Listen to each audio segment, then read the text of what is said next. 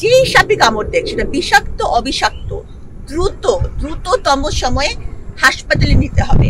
আমাদের এই উপমহাদেশে একটা ট্রেন্ড আছে যে সাপ কামড় দিল, তারপরে ঠিক ফিল্মি স্টাইলে ওঝা ডাকা শুরু হলো, ওঝার একেবারে ভাবে বিন বাজালো, এরকম একটা ব্যাপার।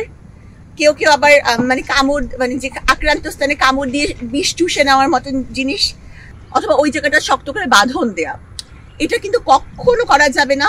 কারণ চন্দ্রবোরা সাপ যখন মানে ভেনমটা করে কি রক্তক্ষরণ করে, তো বাঁধনটা দিলে হয় কি ওখানে ইন্টারনাল ব্লিডিং এর ফলে ওই জায়গাটা ওখানে যে ব্লিডিংটা হয় পরে দেখা যায় ওখানে নেক্রোসিস হয় এবং অর্গান লস হতে পারে। রাসেলস ভাইপার বা চন্দ্রবোরা যেটাই আমরা যেই নামে ডাকি না কেন, এটা কিন্তু আসলে বিষধর সাপ, এই বিষয়ে কোনো সন্দেহ নাই। তো সেই বিষধর সাপটা মানে যেহেতু যেসব জায়গায় স্পটেড হবে, মানে যেখানে দেখা যাবে, সেই জায়গায় কিন্তু কিছু সতর্কতা নিতে হবে। মানে একেবারে যে ইগনোর করতে হবে এমন কোনো কথা না। সতর্কতাটা কি, সেটা হচ্ছে ওই স্পটেড এলাকাটা এড়িয়ে চলতে হবে। হ্যাঁ, মানে সাপকে যদি আমরা ডিস্টার্ব না করি তাহলে সাপও কিন্তু আমাদের উপর হামলা করবে না। দ্বিতীয় কথা হচ্ছে যে ওখানে চলাফেরা বা কাজ করতে হলে, কারণ কাজ তো করতেই হবে, গামবুট পরিধান, মানে এরকম স্যান্ডেল না, খোলা স্যান্ডেল না, গামবুট পরিধান করে ওই জায়গায় চলতে হবে। এখন গামবুট জিনিসটা কিন্তু খুব একটা আনকমন জিনিসও না, খুব দামি জিনিসও না, 300 টাকায় গামবুট পাওয়া যায়। তো এলাকায় যারা কাজ করে হেলথ নিয়ে অথবা যারা জনপ্রতিনিধি, তারা কিন্তু কৃষকদের এটা প্রোভাইড করতে পারেন। আর আরেকটা ব্যাপার হচ্ছে রাতের বেলা যদি স্পটেড বা সন্ধ্যা হলেই ওই এলাকায় বের হতে হলে টর্চ, লাঠি এগুলা নিয়ে বের হতে হবে। এবং সাপ, ওই চন্দ্রবোরা সাপের একটা স্পেশাল হিস হিস জাতীয় শব্দ আছে, ওটা যারা চেনেন, গ্রামাঞ্চলের মানুষ চেনেন, তো সেটা চিনতে পারলে তো অবশ্যই ওই এলাকা পরিহার করতে হবে। আর আরেকটা ব্যাপার হচ্ছে যে বিষাক্ত সাপের কামড় সম্পর্কে একটা ধারণা থাকে, মানে চন্দ্রবোরা সাপ কামড়ালে কি হয়, এটা হচ্ছে মূলত যেটা কাজ করে মানে আমাদের কভুলেশন সিস্টেমটার উপর কাজ করে এই বিষটা, সাপের টক্সিন মানে ভেনমটা। তো এই ভেনমটা রক্তক্ষরণের একটা তৈরি করে, যে রক্তক্ষরণ হয়। দেখা যায় যেখানে কামড় দিচ্ছে সেখান থেকে রক্তক্ষরণ হয়, ইউরিন থেকে রক্তক্ষরণ হয়, যার ফলে দেখা যায় যে এই রক্তক্ষরণটা চলছে, মানে রেনাল ফেলিয়ার হতে পারে। তারপরে এই জাতীয় লক্ষণগুলা, এই যে রক্তক্ষরণের এটা বেশি প্রবল। সাপ কামড়ালে, সেটা যেই সাপই হোক, মানে সাপ কামড়ালে কিন্তু মানুষের মাথা, মানে সাপ দেখলে আমি তো নিজেই এক ভয়ে ইয়ে হয়ে যাবো। মানে সাপ কামড়ালে কিন্তু মানুষের ধারণা থাকে না যে এটা চন্দ্রবোরা সাপ, না এটা অন্য কোনো প্রজাতির বিষাক্ত সাপ, নাকি এটা একেবারেই বিষাক্ত না।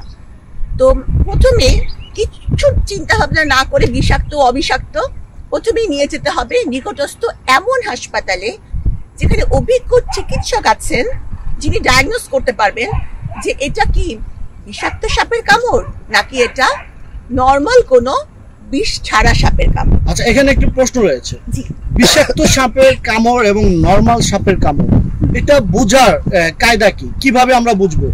অনেকে বলছে সাপের কামড়ে, বিষাক্ত সাপের কামড়ে দাঁত বসে যায়, আর যেটা নরমাল সাপের কামড় বিষ নাই সেটা দাঁত বসে না। আচ্ছা, প্রথমেই আমি বলবো যে আমার যেটা মতামত সেটা হচ্ছে যে আমি সাপের এই বিষয়টা বিশেষজ্ঞ নই, তারপরে আমি আমার মতামতটা বলতে চাচ্ছি। সেটা হচ্ছে যখনই সাপ কামড়াবে নিজেদের চিন্তা ভাবনা করার দরকার নাই, দাঁত বসলো দাঁত বসে নাই, এটা কি আসলে আঁচড় না দাগ, এইগুলো নিয়ে নিজের গবেষণা করার দরকার নেই। যেই সাপে কামড় দেখ সেটা বিষাক্ত অবিষাক্ত দ্রুততম সময়ে হাসপাতালে নিতে হবে। ওখানে যিনি অভিজ্ঞ চিকিৎসক আছেন উনি ডায়াগনোসিস করবেন যে এটা কি ধরনের সাপের কামড়। এখন মানে কিছু কিছু ভেনম কাজ করে হচ্ছে আপনার রক্তক্ষরণের সমস্যা তৈরি করে, আবার কিছু কিছু নিউরোলজিক্যাল সিস্টেমের উপর কাজ করে। দেখা যাচ্ছে যে খুব রক্তক্ষরণ হচ্ছে, সেটাও একটা সিস্টেম হতে পারে। আবার চোখের পাতা পড়ে যাচ্ছে, শ্বাসকষ্ট, এটাও একটা হতে পারে। রেনাল ফেলিওর থেকে শুরু করে হার্ট ফেলিওর, সেটাও হতে পারে। মানে চোখ পড়ে যাচ্ছে, মাথা পড়ে যাচ্ছে, শ্বাসের সমস্যা আছে, সেটাও হতে পারে। মানে অভিজ্ঞ চিকিৎসক বলে দেবেন, বুঝে নেবেন যে লক্ষণগুলা কি। এবং অবশ্যই একটা প্রবণতা আছে যে সাপ করলো ওখানে ঠিক ফিল্মি স্টাইলে মুখ দিয়ে সাপের বিষ তুলে নেওয়ার চেষ্টা, অথবা ওই জায়গাটা শক্ত করে বাঁধন দেয়া, এটা কিন্তু কখনো করা যাবে না। কারণ চন্দ্রবোরা সাপ যখন মানে ভেনমটা করে কি রক্তক্ষরণ করে। তো বাঁধনটা দিলে হয় কি ওখানে ইন্টারনাল ব্লিডিং এর ফলে ওই জায়গাটা ওখানে যে ব্লিডিংটা হয় পরে দেখা যায় ওখানে নেক্রোসিস হয় এবং অর্গান লস হতে পারে। তো এই সবগুলো জিনিসই আমাদের নিজেদের গবেষণা করার দরকার নেই, মাথায় রাখতে হবে যিনি আমাকে এখানে কামড়াক না কেন আমি যাব অভিজ্ঞ চিকিৎসকের কাছে একটা ভালো হসপিটালে। এবং উপজেলা লেভেলেও কিন্তু এই অ্যান্টিভেনম রয়েছে, তো এই চিকিৎসক এই অ্যান্টিভেনম প্রয়োগ করবেন। তো এটা নিয়ে মানে ভীত না হয়ে আতঙ্কিত না হয়ে আমার মনে হয় যে সচেতন হতে হবে এবং এই পদ্ধতিগুলা। আরেকটা ব্যাপার হচ্ছে যে চন্দ্রবোরা সাপ, এই কারণে প্রচুর সাপ কিন্তু মেরে ফেলা হচ্ছে, কারণ এক একটা মানুষ কিন্তু জানেই না এটা যে এটা চন্দ্রবোরা না অন্য কোনো কিছু। আল্লাহ পাক কিন্তু একটা মানে সকল প্রাণীকে সকল প্রজাতিকে একটা বিশেষ কারণেই তৈরি করেন।